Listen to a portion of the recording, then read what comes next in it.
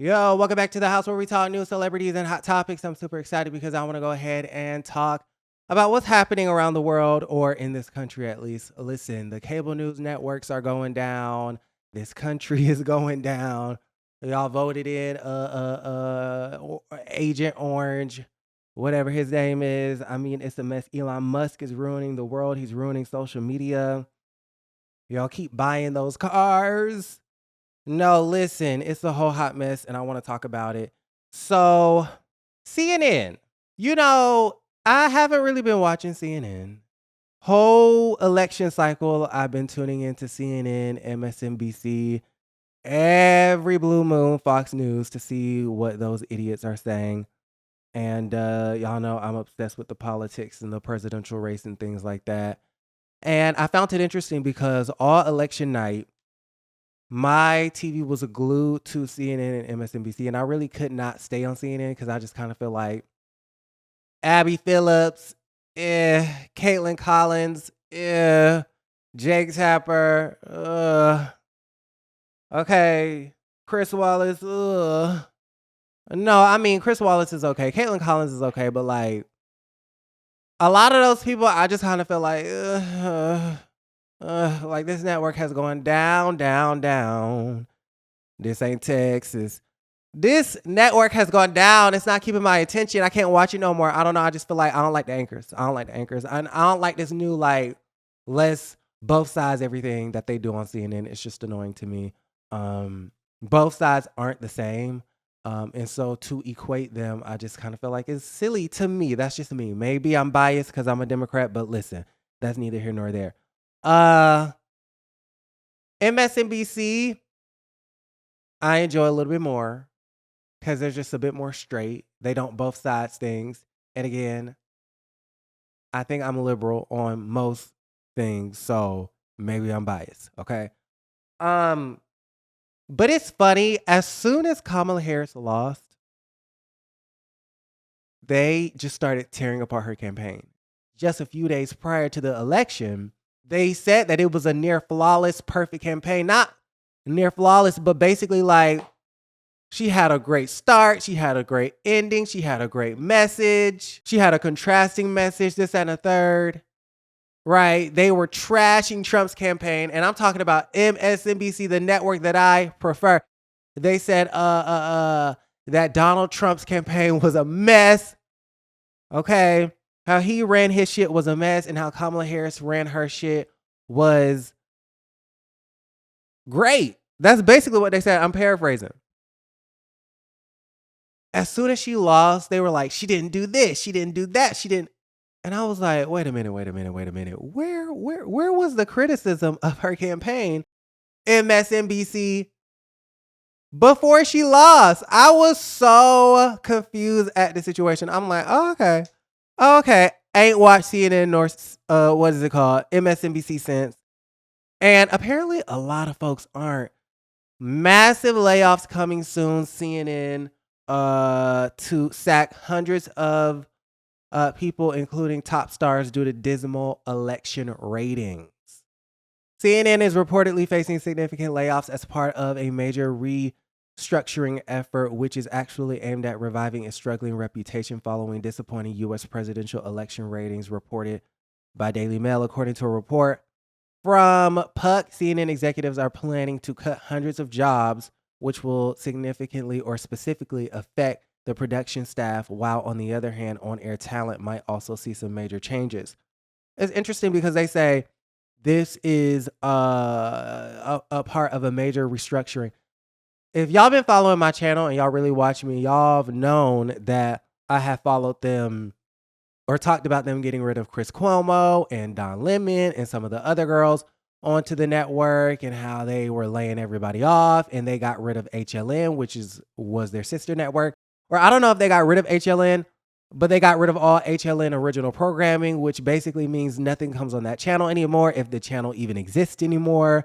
They got rid of that morning show. They had a morning show, then they got rid of the morning show to compete with MSNBC's Morning Joe and Fox and Friends over there to the Fox News. And then you also, what else were they doing?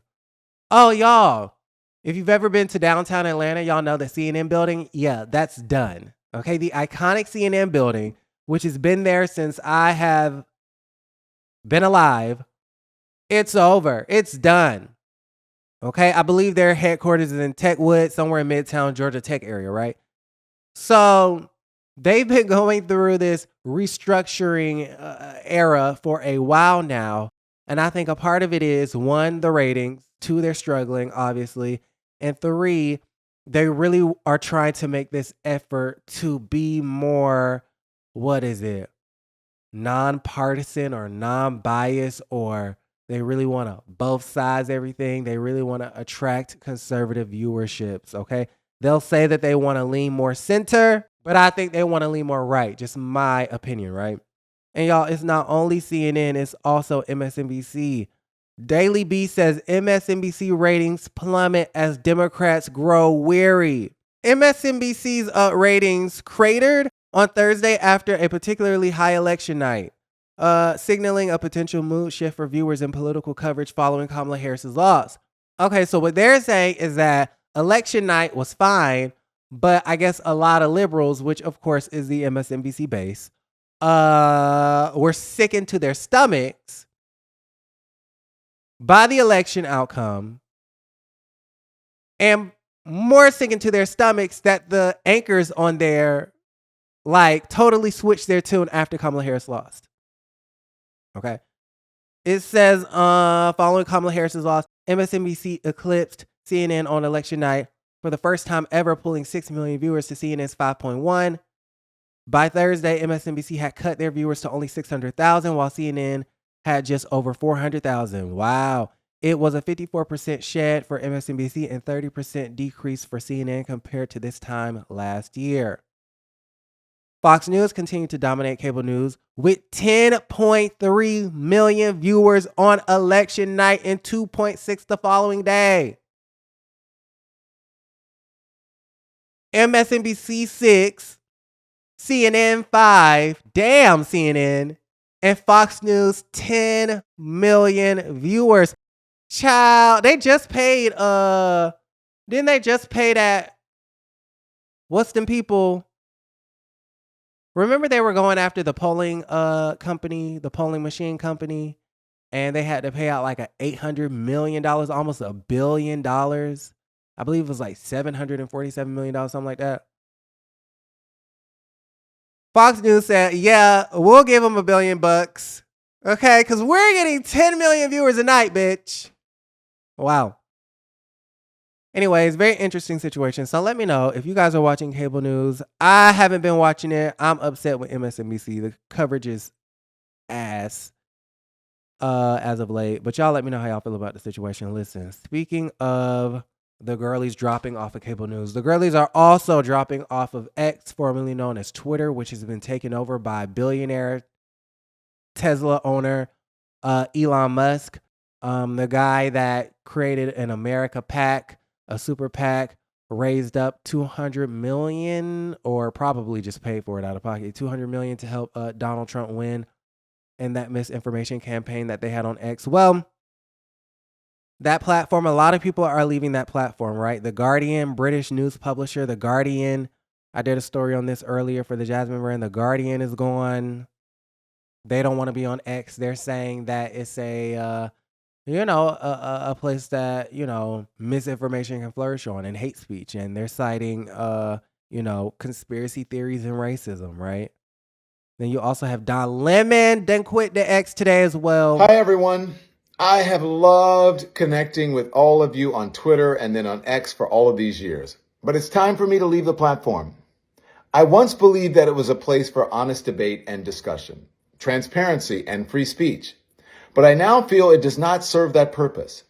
In addition, starting this Friday, November 15th, X is implementing new terms of service, which, among other things, states that, quote, all disputes be brought exclusively in the U.S. District Court for the Northern District of Texas or state courts located in Tarrant County, Texas, end quote.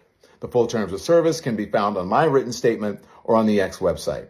Now, as the Washington Post recently reported on X's decision to change the terms, this, quote, ensures that such lawsuits will be heard in courthouses that are a hub for conservatives, which experts say could make it easier for X to shield itself from litigation and punish critics.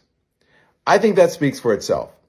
You can find me on YouTube at The Don Lemon Show, or on TikTok and Facebook at Don Lemon, and on Instagram and Blue Sky at Don Lemon Official. I hope you will join me there. Thanks.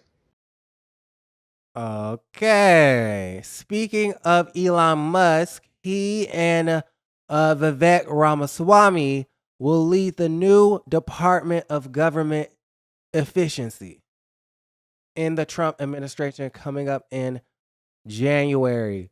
The richest man on the planet, who pushed out all of that misinformation onto X, his platform that he owns, will be a government employee. I guess that's what that means, right?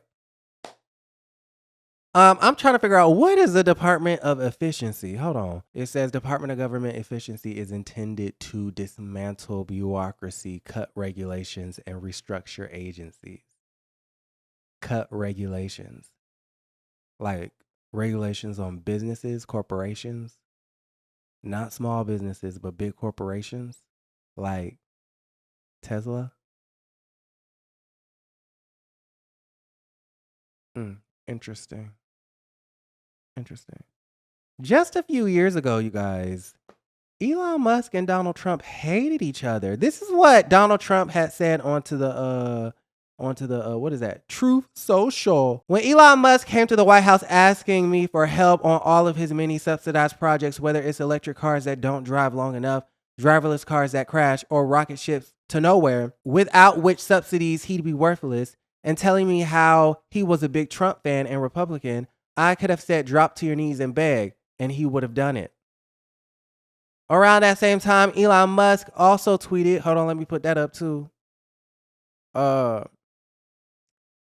Mr. Tessie wrote, Trump would be 82 at the end of his second term, I'm assuming, which is too old to be chief executive of anything, let alone the United States of America. I guess he was going for DeSantis at the time. If DeSantis runs against Biden in 2024, then DeSantis will easily win. He doesn't even need to campaign. So,